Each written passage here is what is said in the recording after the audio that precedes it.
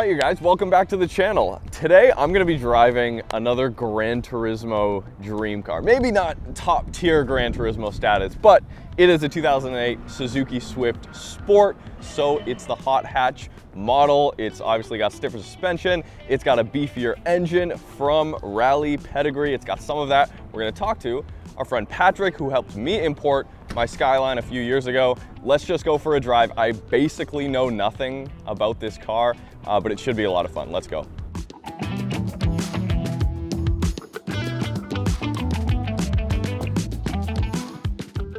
Suzuki Swift. That's right. Why did you buy this thing?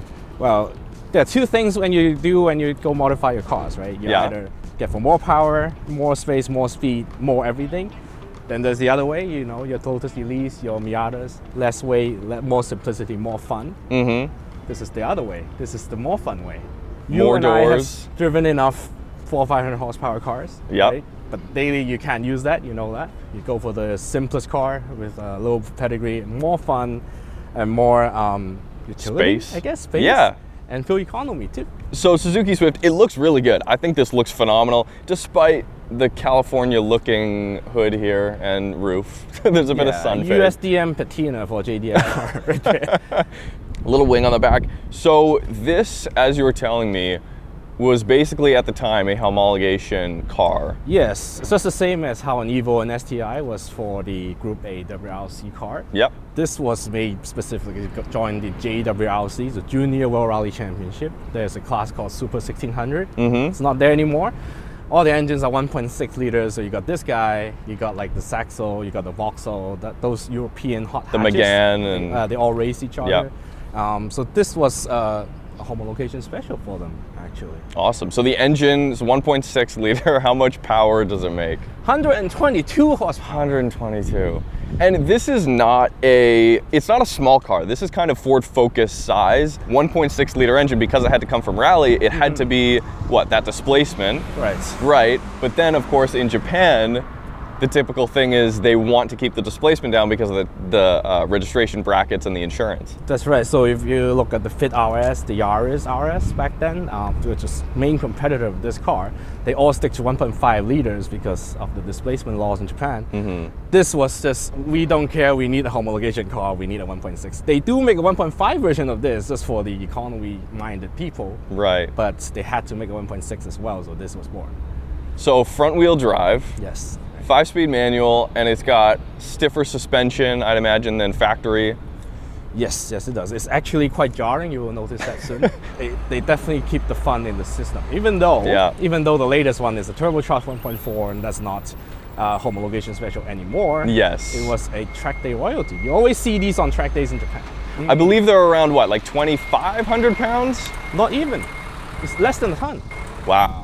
This is That's 21 insane. Something that's the lightest spec, which is European 3-door. Right, okay. They only sell 5-door in Japan, so this is the only version. So it's just over a ton. Let me look at the rear though. I've never seen one of these in person. Yeah, it's a good looking car. I think it's proportionally, this reminds me here, the way the exhaust comes out, this reminds me of a Clio. Right. It has a bit of Renault Clio just on the bottom there. There's a lot of European influences in it. Because the main market for this was actually not Japan, it was for Europe. That was the point. That makes sense. Yeah. Yeah. All right, well, sweet. Let's go for a drive. Let's see how it drives.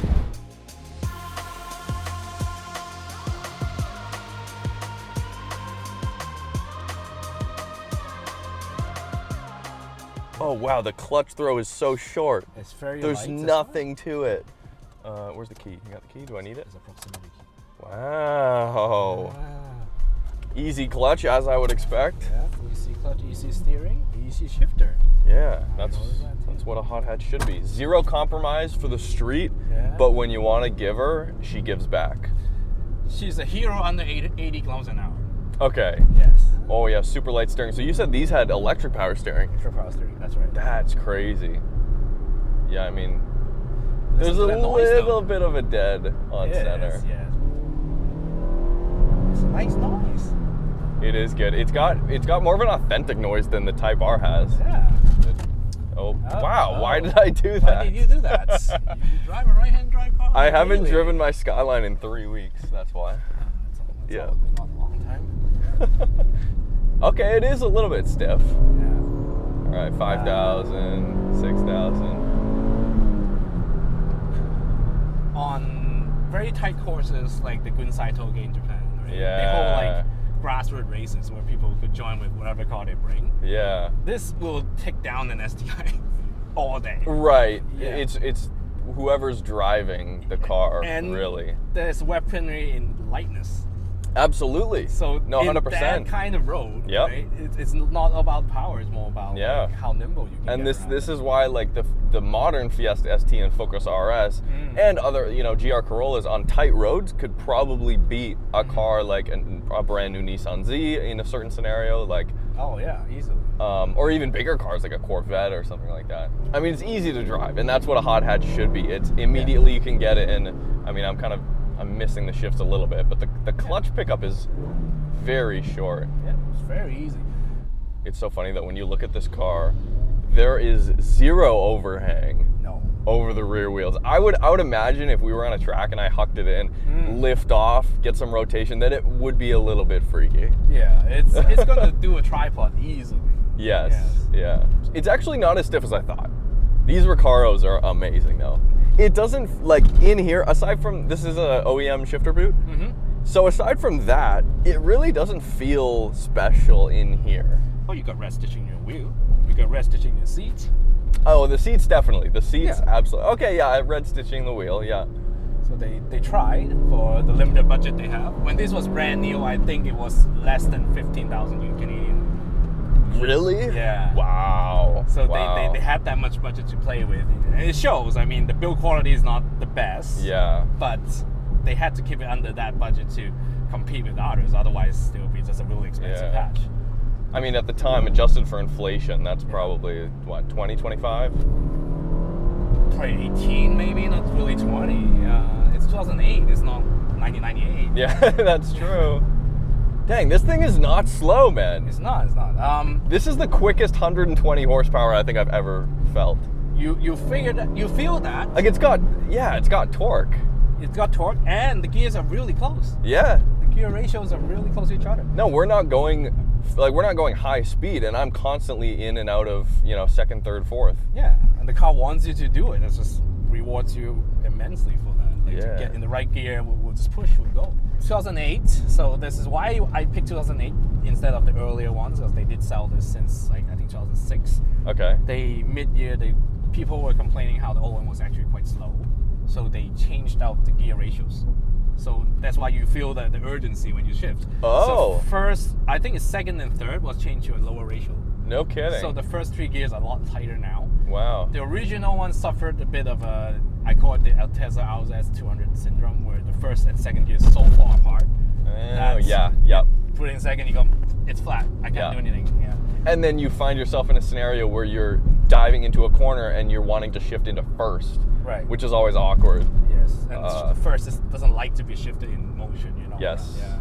But it still looks subtle, Subtle, like yeah. it doesn't look crazy. I was saying earlier outside, Yeah. it kind of needs the double wing. I would love if it had the Yes, and all crazy aftermarket wing. figured that out. Yeah. They will sell you a double wing. Yes.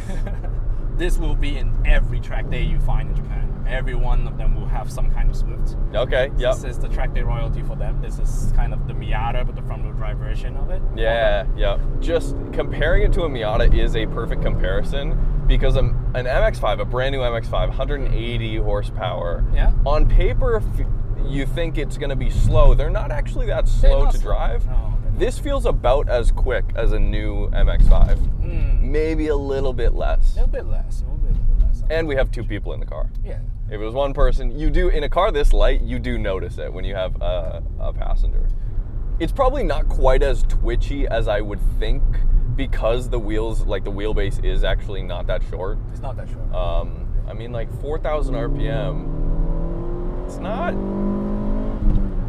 it's plenty enough power. And this is the thing about once you drive a K car on the street, like you said earlier, you realize, there is a minimum horsepower you need. You need some horsepower. There is absolutely a minimum amount of horsepower.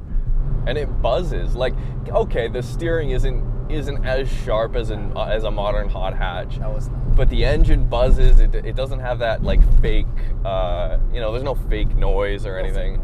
And all the vibrations come through. Oh, right, that you were mentioning too. The speedometer on this car, this is interesting, you guys.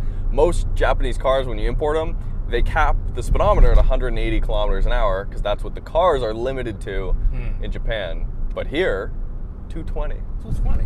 220. Yeah. Parts. Yes. How easy are parts to find? For North America, not so easy. But the great thing is they did sell exactly this model in Mexico. Oh, nice. Which means you can, well, not the Sport, but the same Yeah. body style. You can get most things are common between the 1.5, 1.6, like the engine mounts I just replaced. Oh, wow. So those things, raw auto can cover you. Yeah. It's got just enough like added spice to it. Yeah. Just So enough. It's not overboarded. There's a new Z.